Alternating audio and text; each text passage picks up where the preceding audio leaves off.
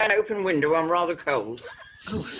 Recording. Watch your language, boys. Well, the first question is, why is the window open?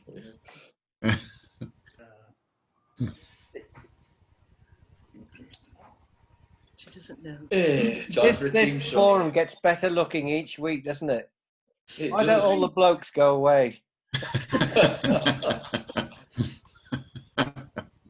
You old smoothie. I was really interested in what you were saying last week, Brian. I thought a lot about what you were saying about the refereeing decisions and VAR.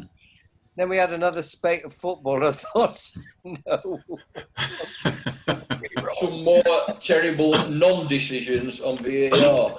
It's not the VAR, it's the people who are sitting in that remote room making the decisions who don't seem to have any common sense. Absolutely Harry right. Maguire I mean, one. Sheffield United had a definite penalty shout against Liverpool, didn't get it, and yet they got the penalty when it was dubious whether it was in the box and whether it was a foul. It's just, who makes these decisions? I think I might apply. The people sat in the armchair. The armchair is obviously too comfortable. Yeah, But Brian, I think you're absolutely right.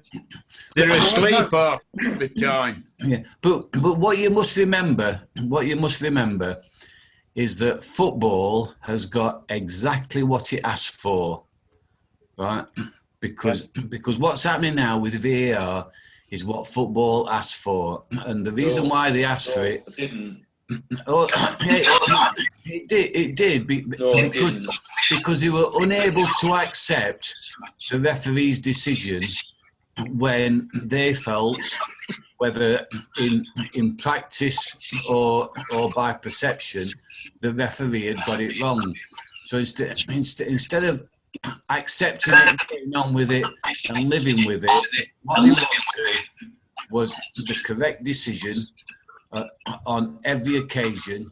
And if you do that, you eliminate any margin for error, as we're finding out with the offside. So 1 millimetre equates to an offside, and people think it's ridiculous. But like I said last week, if you don't have 1 millimetre, you have 2. If you don't have 2, you have 3, and eventually you get to 50 millimetres, and then people start arguing when it's 49 millimetres. Brian, I think you're just epitomising the difference between a scientist and engineer. A scientist has to be absolutely dead right. An engineer just has to be close enough for all practical purposes. And the thing with VAR, it's the use or abuse of technology that all other sports have managed to overcome. Right. Yeah. Right, let me stop that now. We're not getting into that now. Yes, we are. We haven't finished yet. We've got to move on. Somebody's phone or somebody's device is causing a bit of noise. So what I might do for a while is mute everybody until while someone's speaking. Well, it's stopped now, so it might have been Brian's. Yeah, and Some chap with a beard called Irene. Who's that? Okay, that's Dave Tipper. He's a friend of mine and Brian's, another former referee from the refereeing fraternity, shall we say? Brilliant. What are you trying to do to us? Is this a takeover or what? Yeah. No, I thought I'd better bring some friends. Needs support You're to a keep referee, it you under haven't got any control. friends. He's only Irene on Tuesdays. Get on with it, please. Right, let's get on with it. So we'll start with a brief LOL's news of the week. Brief. Brief. So we're going to do John first, and I'll carry on with what's left at the time. All right, we'll forget that till later then. That was the original planner, Keith. All right, okay, John. That was a big mistake, lol. You remember I told you it was 10 minutes, then I told you it was 20 minutes. Yeah. Have you got any packing up? Anyway, for those of you who aren't familiar with the Sporting Memories group, it is our 5th anniversary today. It started in Sheffield 5 years ago at Crystal Peaks. A particularly poignant time for myself because I'd just lost my dad a couple of months before. I'd had a serious illness. I was in hospital and found out that my hero, Ron Springett, had passed away. So I was pretty low, and then my daughter pointed me in the direction of Sporting Memories and said that they wanted some volunteers at Crystal Peaks to help run a group of stuffy old blokes and get them wound up and get them talking to each other. In theory, it was a group set up to help people with early stage dementia or Alzheimer's, and we've certainly got a collection of those here, haven't it? Particularly the referees. Or people who are lonely and isolated, like Keith is, or should be, anyway. Half the country's lonely and isolated, mate. Haven't you heard of lockdown? I'll whip through this as quickly as I can. I mean, having to think about the last 5 years, there's been so much happened that it's impossible to cover it all. I'm sure many of you have got your own memories, but I thought I'd mention a few guest speakers that we've had, apart from the excellent company we've got today.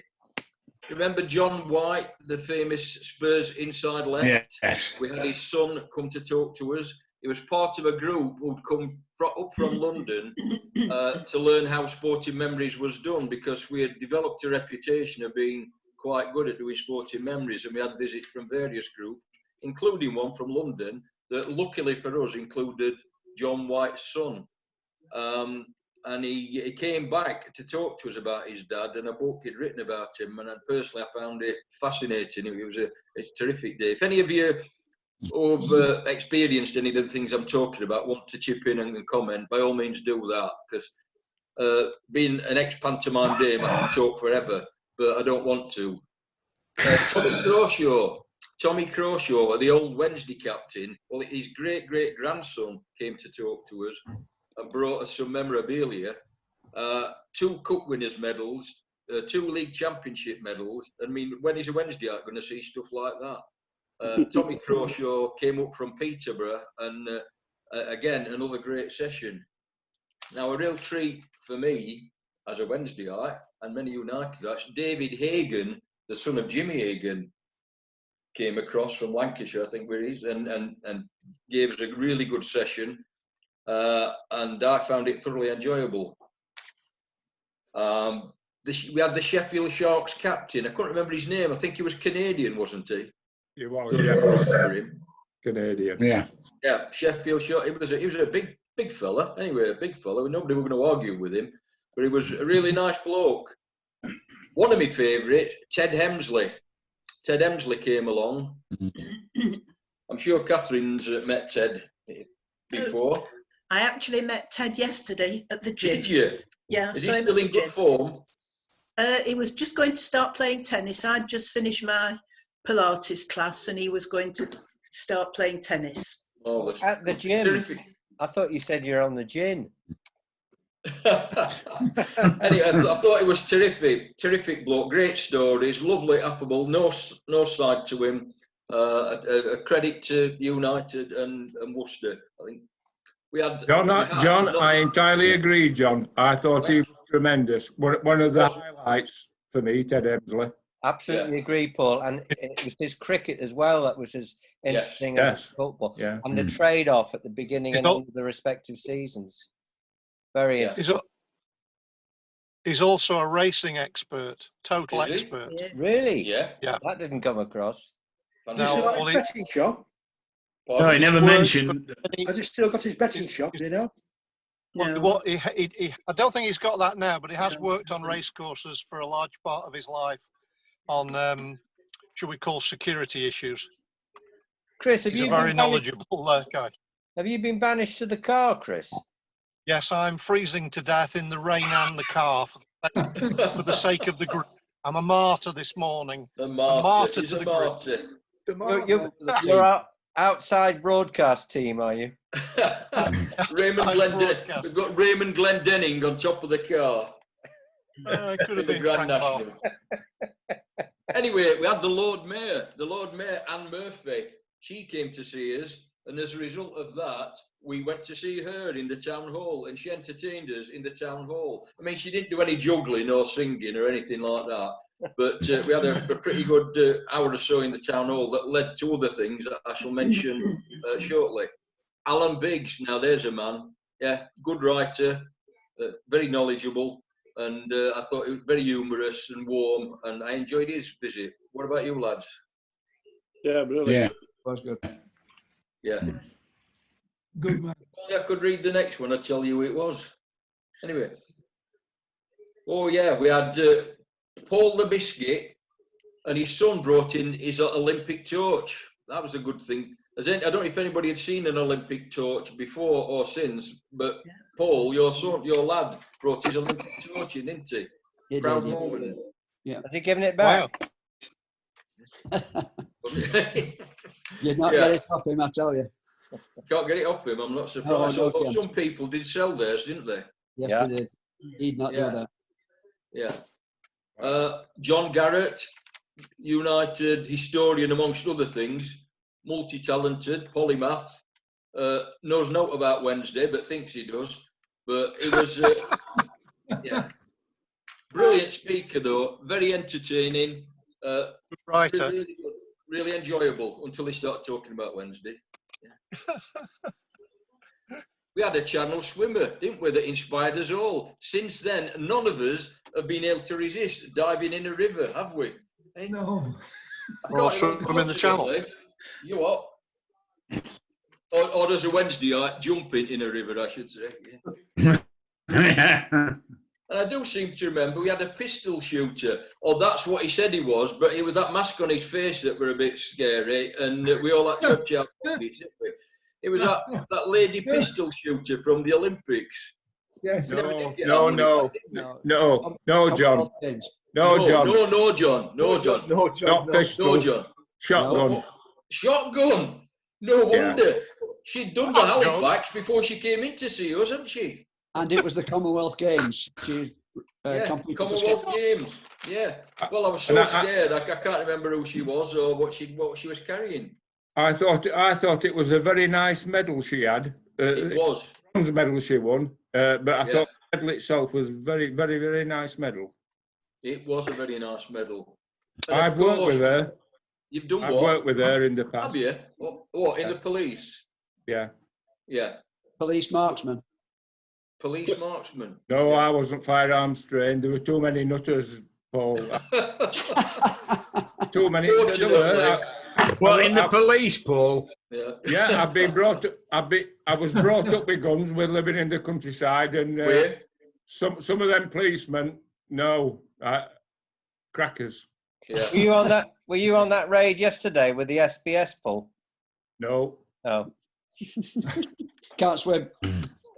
Anyway, Glyn Maguire, we had who originally came to show us the film he'd done about the losing Sheffield Wednesday team from 1966 and where are they now. Even for Unitedites, I think it was a good experience and a very moving hour that we spent with him. Enhanced by the music that accompanied the film, the Sheffield-based music of the time, the 1960s, and some poignant interviews with some of the players. Yes, Keith? Yeah, it was fantastic. For me, that was one of the big highlights. That film, even though it was about Wednesday, it made the hairs on the back of your neck stand up because Well, it wouldn't make hairs on your head stand up, would it? well, not for me, no, but it was terrific, and Yeah, it was. I wish we could see it all again. Yeah, well, because, we can. Yeah, we can sometime, can't we? But You as a might result even see of the that, You we might even see developed the a real... Everton goals. No, they didn't score any. Not Oh, on the okay. DVD I've got. No. Like, there was only one thing wrong with it. Yeah. Were you the goals at the end? Yeah. Is there a parrot there? What's going on there? Sorry.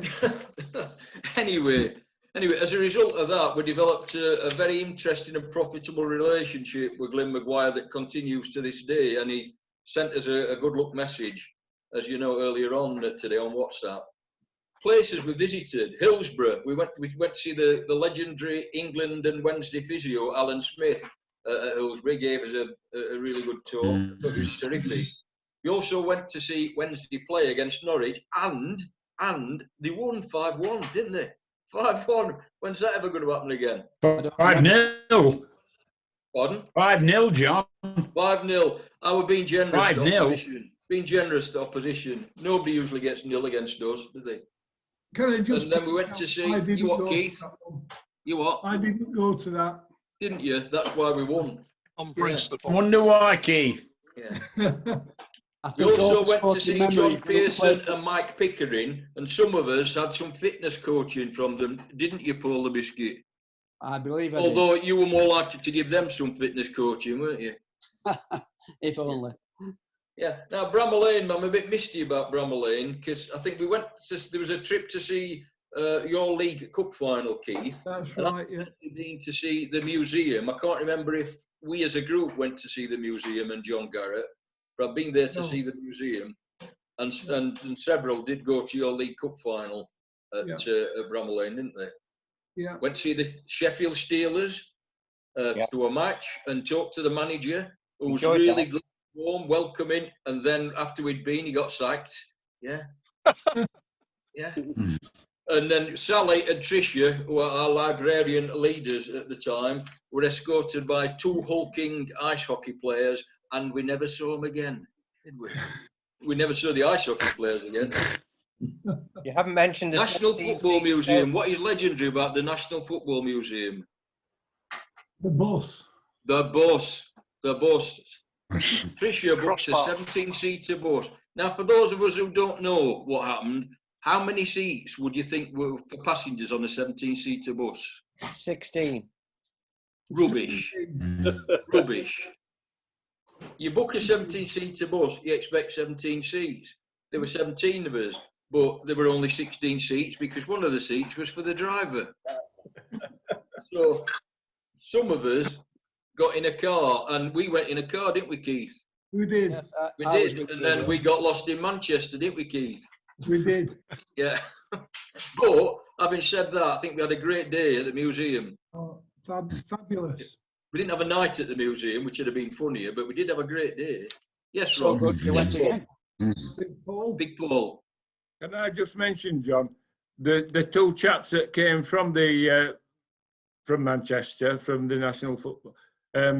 One of the chaps there, I think he was outstanding. Yes, He was. As a public West speaker, Brom fan. as a public speaker, was outstanding. He was a West Brom fan and a particular fan of Jimmy Hagan. Yeah. Yeah, he got memories of him and being rolling his car down the hill, nearly went into, or did he go into a lake? Yes. Or a river? Yeah, and had to be rescued. Jimmy Hagan, The 2 players that rescued him, he said they seemed to be puffing and panting a bit much, so they'd obviously not taken the training seriously. So he dropped one of them for the following match. Yeah. The story there is that quite a few players didn't sort of rush. No. That's just allegedly. Yeah, and they put some lead weights in his car as well. Yeah. Allegedly. Yes, allegedly. We visited the English Institute of Sport. Several of us on 3 separate occasions, 3 years, visited the dementia group at the Crucible Theatre, and then subsequently large numbers of us went to the musicals 3 years running. Can any of you remember the musicals that we went to? Guys and Dolls. Guys and Dolls. Annie, get you go. Annie, get you Kiss Me go. Kate. Kiss me, Kate, What, kiss you what, Ron? Oh, right, Kiss Me Kate. Kiss Me Kate. So we had a good time at the, and we went to Sheffield Hallam FC, didn't we? Yeah. Had a day there, although the chairman wasn't available, so the cleaner and ticket seller had us for a couple of hours and was brilliant because she knew everything about the club, didn't she? She did. And she's one of those ladies in a club like that, that actually, she wasn't just the cleaner and the ticket seller, she did everything. Because they can't afford to pay many people, but she did just about everything. Yeah. And we went to Sheffield FC as well. And we went to Sheffield FC, yeah. Well, we had Richard Timms. Richard Timms came to talk to us. I couldn't remember his first name. I know he's Timms, yeah. And he inspired us to go and watch the game that Saturday. which was a good game, I recall. It was a very was a good good game. game. Yeah. And you get very close to the pitch, don't you, Ian? Yes. In fact, you took two of the corners, didn't you? Projects we've been involved in over the fact with Sheffield Home of Football. We were a founder member of that organisation and made, I would say, a major contribution to the initial ideas of the group that they didn't take very far, but nevertheless, we were founder members and are still on the committee of Sheffield Home of Football. Keith and Ian, in particular, have done a lot of work with the group. Ian was there for quite a while, attending meetings and putting them right. The Sheffield Football Treasures, a day at the Central Library, that in many respects wouldn't have taken place without about a dozen volunteers from Sporting Memories with our red and white and blue and white T-shirts, because fantastic though it was, without us acting as guides, etc., it wouldn't have gone so well, and we got congratulated for that. What have I got here? Oh yeah, we went to that meeting. We get invited to a variety of meetings, and people invited themselves to our meetings to learn about Sporting Memories because we'd been doing so well. It's not just bragging; it's a fact that people acknowledge that we're a well-run organisation. But that meeting we went to at Leeds, Paul, great that, wasn't it? Particularly at Headingley, where we managed to sneak into the match after. And what happened then, Paul? Well, Yorkshire were about 300 for naught when we went in. 20 minutes later, they were about 305 for 6. Yeah. So we decided to come away, I think. We certainly did. It was a disaster. The meeting wasn't that great.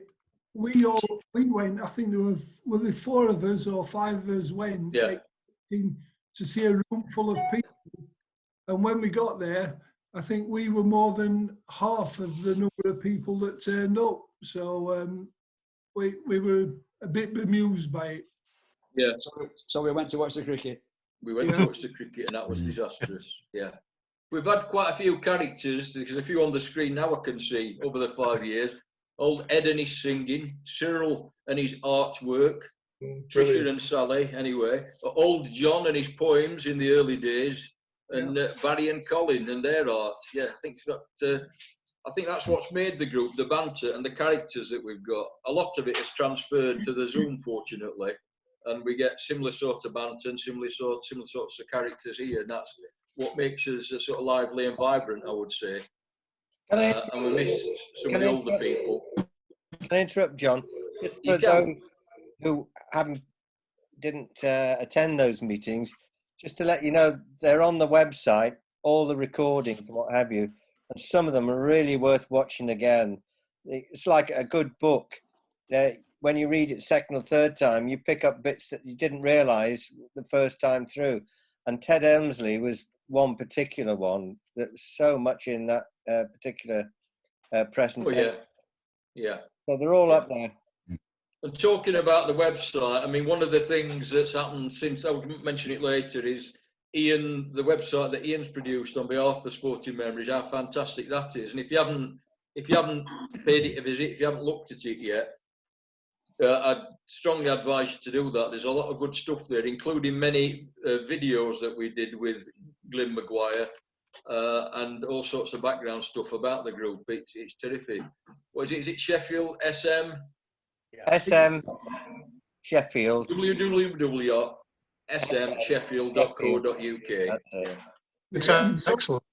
Right, you have to put the 3 W's in front of it, 3 W's and a dot in front of it, otherwise you have a company in Sheffield if you just put www.smsheffield.co.uk. Yeah. Very, very good. Quite a few of us here have done presentations or quizzes. I know Paul has done it regularly. Ian's done them regularly. A fantastic one on the Grand National where we were all actually riding the horse from behind its ears. We got that sort of view. What happened to that boat race presentation, Ian? Are you going to do the boat race presentation? I did it eventually 2 years after you asked for it. You remember? Yeah. It was late. John, there is one speaker that I thought was potentially the best or the most interesting that we had. Yeah. Nicola Minicello. Oh yes, Her story, the bobsleigh. her story was fantastic. It was. You're right. Yeah. Yeah. Glad you mentioned it, Keith, because I know there were some that I'd forgotten. Yeah, and for the ones that don't know, Nicola Minicello, she used to be married to Tony Minicello, who was Jess's coach. I think he was also Nicola's coach for a while. And from being struggling as a child, she became a top athlete. But then she got invited to join the British bobsleigh team, and eventually she became a bobsleigh world champion, and is now the supremo for bobsleigh in North America. That's Canada and the USA. That's fantastic. A fantastic story. Yeah. She didn't even know what a bobsleigh was when she was first invited to go. No. Yeah. Thought he was somebody's name, didn't it? Yeah. She had to have time off from our school to go. Oh yeah, your school, wasn't it? Yeah, and I worked with a husband, Tony Minicello, at Hillsborough Job Centre. Right. Well, he said he was working there, but he was signing on every fortnight, wasn't he? And we've done many quizzes. I've said many of us here, I can see now, have done quizzes, but the most legendary ones are mixed Bulgarian quizzes. For those who don't know, we've got a regular member who doesn't speak Bulgarian until he does a quiz, and then he's got to be speaking Bulgarian because none of us can understand what he's saying, and he gives you the answers to questions that he's not asked, drops the papers on the floor, shuffles them all together, and it's like Tommy Cooper. We laugh, but in the way you'd laugh at Tommy Cooper, he's a great bloke, and he works really hard on the quizzes, and he's very entertaining. It's when he you get the right question with the right answer. When he gets his question papers out, it's like he's getting his fish and chip papers out from the night before, you know, circling around in his bag, you know. It's quite pantomime. Is it my memory, or did he once give us the answers before the question? It was like the Ronnie Barker, Ronnie Corbett sketch, yeah. Just quickly moving on, time's pressing. We've had the Christmas meals organised by Keith, Christmas carols, and with the Sally Army Brass Band, with Paul and half his family, or most of his family, playing for us at Christmas, which has been absolutely brilliant. It won't so you're invited into our kitchen this Christmas, Paul, then they can Zoom it. Okay. You and your band. Terrific experience every year, that. Thank you, Paul. I haven't met him for a while. Haven't yet? Well, no, you won't have, will you? Make sure you don't have more than 6 in the band, though, Paul. No. Right, Paul. On to the... Sorry? Right, Paul, what you'll have to do is meet up in the park and video it, and then we show it on the meeting. Good idea. We have done a video of a piece. Mixing of households. That'd be good to see that, Paul. Yeah. But we need Christmas carols ready in time for Christmas. Yeah. Then we come to the Zoom era, where we've had a fantastic series of talks from Chris about his family, utterly absorbing, and it should be a podcast in its own right, if not a series on BBC 4. No, terrific, that. Fantastic. Kind of. But we've had guests like Tony Curry, Chris Turner, Glyn Hodges, Catherine Woodward today, eh? And Roger Wilde maybe to come, Brian. Who knows if you can throw a net over him? Yeah. Well, a net might object to that, but if you can get him, that'd be great. Yeah. And I think overall, there's been tremendous benefits to the members. It's lasted 5 years. It's lasted 5 years because I think we've done it well. We've all contributed. It's benefited a lot of people who have been lonely and isolated and with serious memory issues. And I'd like to think that it's been helpful to them. It's certainly been helpful to me because sometimes it makes me forget that I'm a Wednesdayite and that I might be a normal human being. I think it's been a really good group. Are you going to sing the final advert? You what, Paul? Are you going to sing as a song? I mean, no meeting is. I don't think so, do you? I don't think you've not been bad enough to deserve that, surely. Yeah, well, yeah. No, you're right. Tomorrow, this Thursday edition of Sheffield Telegraph, there is an item about Sheffield Sporting Memories and the 5-year history. It was a question and answer thing that the writer sent to me. I apologise if I offend anybody, or if I've missed anybody out or anything, but I'd no control over the finished product once the words had left my mouth, sort of thing. Yeah. So, Sheffield Telegraph this Thursday. Is it in the Star? Sporting Memories, 5th anniversary. Happy birthday to you. Well done, lads. Well done, mate. Right. Okay.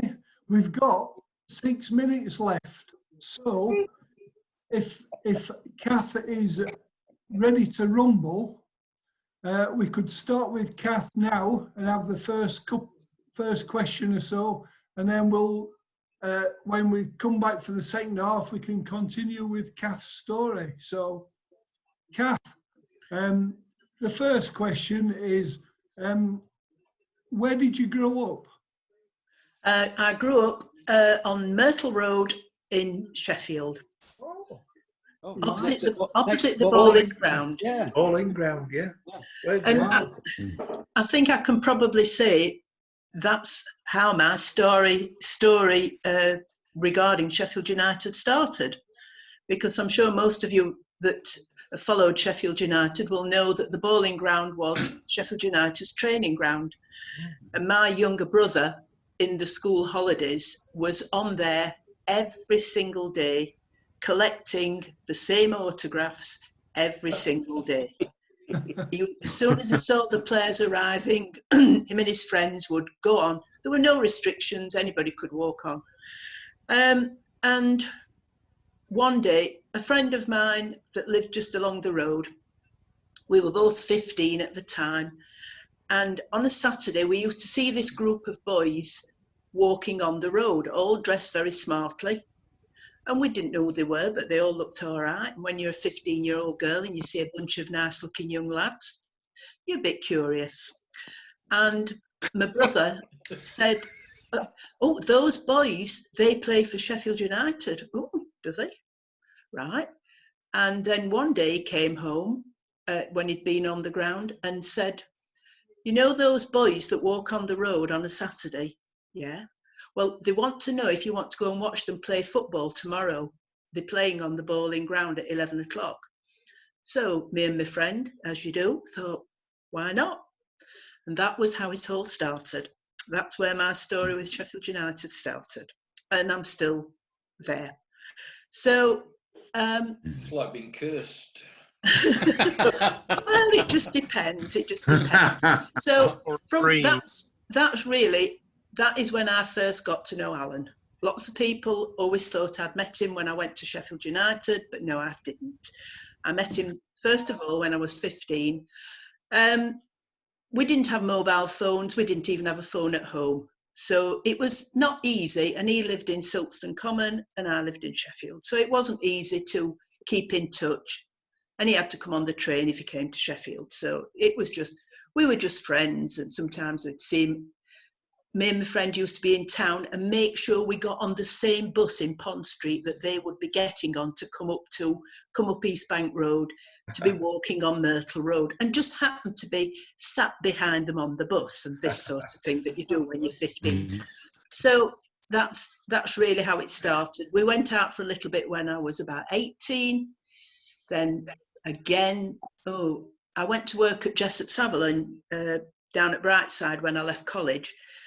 And one of the men there, just veering off a little, had a jazz band, and they used to play at the Silver Fox every Monday night. And he asked, I worked for the engineers at Jessup Savile, and he asked us all to go out to the Silver Fox one night to see this band. Well, I hadn't got a car, I couldn't drive at that point, so off we went. Well, I didn't know anybody in Stocksbridge, not a soul. And there were these 6 men and me, and I was sat in a corner. We were right up near the front of the stage, and one of the men had gone to the bar, and he came back and he said, there's somebody across near the bar that knows you.